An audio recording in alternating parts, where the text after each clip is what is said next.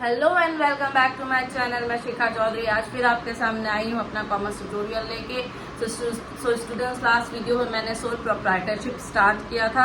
आज हम उसके लिमिटेशन एंड मेरिट्स के बारे में स्टडी करेंगे। सो आइए स्टार्ट करते हैं। Sole proprietorship means what? Sole means what? Single.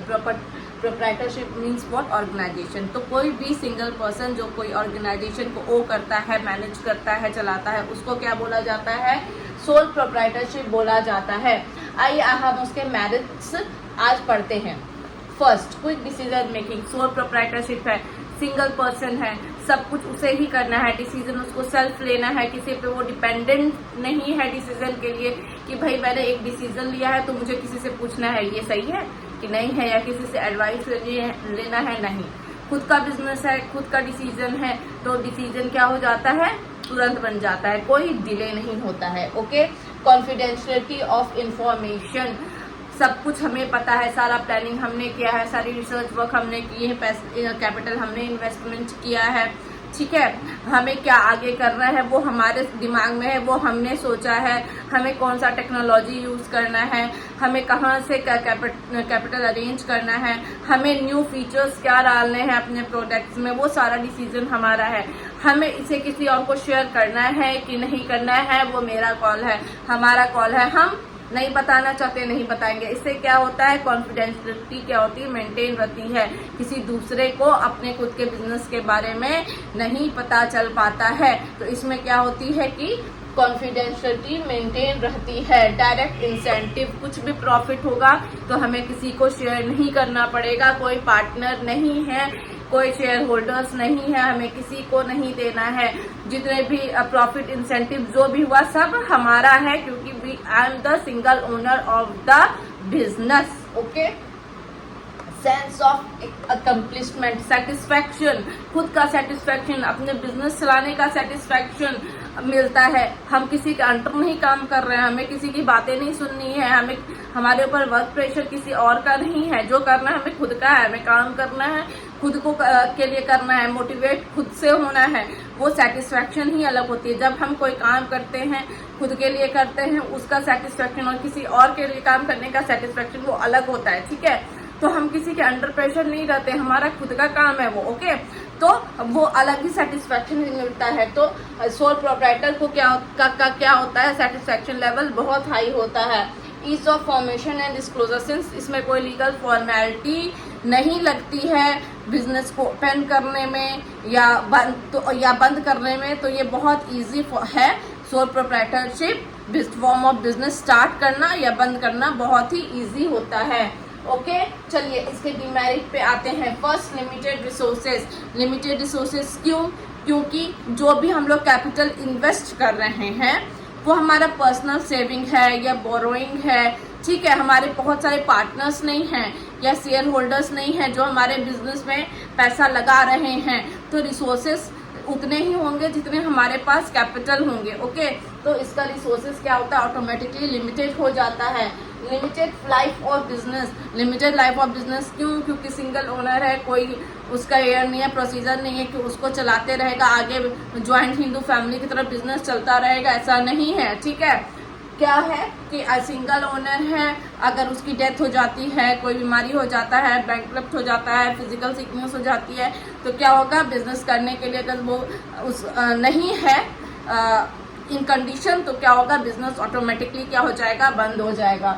Unlimited liability, सबसे इम्पोर्टेंट पार्ट, लाइबिलिटी अनलिमिटेड होती है। अगर उसके किसी डिसीजन से, अगर ओनर के डिसीजन से हैवी लॉस हो जाता है, ठीक है, तो उससे क्या होगा? सारा बेयर उसको करना पड़ेगा। अपना बिजनेस का एसेट तो जाएगा, बल्कि हो सकता है उतना पर्सनल, जो बिजनेस का पर्सनल उसका प्रॉपर्टी हो ओनर का, वो भी चला जाए। तो लायबिलिटी क्या होता है? किसी पे शेयर नहीं कर सकते, कोई उसके बदले और लायबल नहीं है पे करने के लिए, वो अकेला सब कुछ का जिम्मेदारी उठाता है। इसकी वजह से क्या होगी? लायबिलिटी जो होगी वो अनलिमिटेड हो जाएगी। लिमिटेड मैनेजर एबिलिटी क्यों? क्योंकि सब कुछ वही कर रहा है, और एक बंदे को सारी क्वालिटीज हो सकता है। एक इंसान डॉक्टर, इंजीनियर, सब कुछ बन सकता है, टीचर, सब कुछ एट वन टाइम बन सकता है? नहीं बन सकता है। सब में सब कैपेबिलिटी नहीं हो सकती है। मैं टीच कर रही हूँ, मैं चाहूंगी कि मैं डॉक्टर बन जाऊँ, तो भाई उसके लिए मुझे उतना फोकस होना चाहिए स्टडी पे, मेरे में उतनी टैलेंट होना चाहिए कि मैं उतना देर पढ़ सकूं, मैं उतनी हार्ड वर्क हो सकूं, फोन की से एकदम दूर रह सकूं। बहुत सारी चीज़ें हैं जो मेरे पास क्या हो सकता है। मैं अगर टीचर हूं तो मैं डॉक्टर भी एट द सेम टाइम बन जाऊं, एट द सेम टाइम मैं इंजीनियरिंग कर लूं, तो ये पॉसिबल नहीं है। उसी तरह किसी एक इंसान में सारे बिजनेस के सारे जितने भी फंक्शंस है वो करना पॉसिबल नहीं है। और वो हायर कर सकता है, बट यहाँ पे भी ये दिक्कत है कि सिंगल है, ठीक है, वो हो सकता है उसको इतना पे ना कर सके जितना कंपनी पे कर सकता हो, इन पार्टनरशिप ऑर्गेनाइजेशन पे कर सकता हो, ठीक है। तो इसके वजह से क्या हो जाता है, मैनेजर एबिलिटी क्या हो जाती है, लिमिटेड हो जाती है। क्विक रिव्यू करते हैं इसकी मैरिज का है। Quick decision making, decision quick बन जाता है क्योंकि सिंगल पर्सन है जो कि सारे डिसीजंस लेता है। कॉन्फिडेंशियलिटी रहती है, क्यों रहती है, क्योंकि वो किसी को शेयर नहीं करेगा, सब कुछ वो खुद कर रहा है, ठीक है। डायरेक्ट इंसेंटिव जितने भी प्रॉफिट है सब उसी के होंगे, उसे किसी को शेयर नहीं करना है।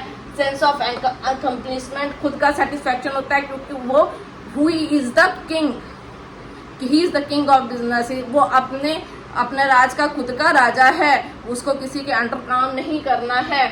Ease of formation and disclosure, क्यों, क्योंकि कोई लीगल फॉर्मेलिटीज नहीं होती है, सिंपली एक लाइसेंस लेना होता है। डीमेरिट्स क्या है, लिमिटेड रिसोर्सेज, क्योंकि कैपिटल लिमिटेड होती है, इसीलिए रिसोर्सेज भी लिमिटेड होते हैं। लिमिटेड लाइफ, क्योंकि उसका कोई हेयर या सक्सेसर नहीं है जो बिजनेस को आगे बढ़ाएगा, तो उसको अगर कुछ हो जाता है, if is owner is enable to work, तो क्या होगा, उसका बिजनेस ऑटोमेटिकली बंद हो जाएगा।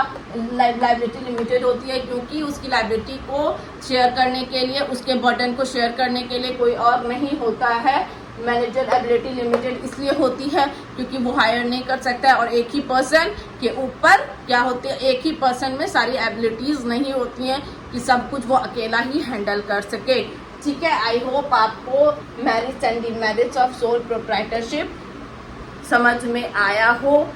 सोल प्रोप्राइटरशिप हमारा यहीं पे फिनिश होता है। मैंने इसके फीचर्स बता दिए, मीनिंग बता दिया, आपको मैरिज बता दिए, डीमैरिज बता दिए।